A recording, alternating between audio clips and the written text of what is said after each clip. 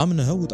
እንደሚያበላ እንደሚያጠጣ ቃል ገብቶታል። የፈጠረህ አምላክ እንደሚያለብስ ስለምትበሉትና ስለምትጠጡት አትጨነቁ፣ ስለምትለብሱት አትጨነቁ። ቃል በቃል የሰማነው ነው። አንዳንዴ ይገርመኛል። አንተ ራሱን አሳልፎ የሰጠ በመስቀል የሰዋልህን ክርስቶስ እንዴት በምግብ ትጠረጥረዋለህ? እንዴት በልብስ በአንድ ብጫቂ ጨርቅ ራቁቱን እኮ ተሰቅሎልሃል ክርስቶስ። እሱን በጨርቅ ማፈር ነው ያለብን። በጣም ሼምፉል ነው። ቁጭ ብሎ ምንድነው የምበላው ምንድነው የምለብሰው ብሎ መጨነቅ ማፈር አለብን። እግዚአብሔርስ ምን ይሰማል? ሰው የለኝም ብሎ መጨነቅ እግዚአብሔርን በጣም ነው እንዲሰማው የሚያደርገው። አጠገብ ያለው ቀኝ ጠባቂ መልአክ ምንድነው የሚሰማው?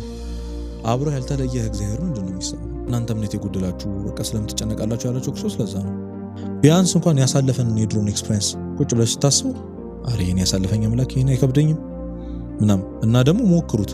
እኔ እቀጣለሁ የምር። እስኪ አንተ የሚያስጨንቅህን ነገር ለእግዚአብሔር አደራ ሰጥተው እስኪ ይውደቅ፣ ያ ነገር ይበላሽ። እስኪ በምንም አስይዛለሁ። እግዚአብሔር አይጥልማ፣ ማንንም ጥሎ አያውቅም።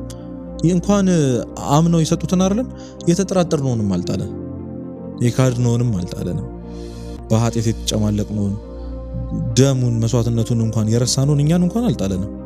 እንዴት ይተዋል? ይሄ በቃ እንዳልኩ ማፈር ነው ያለብን።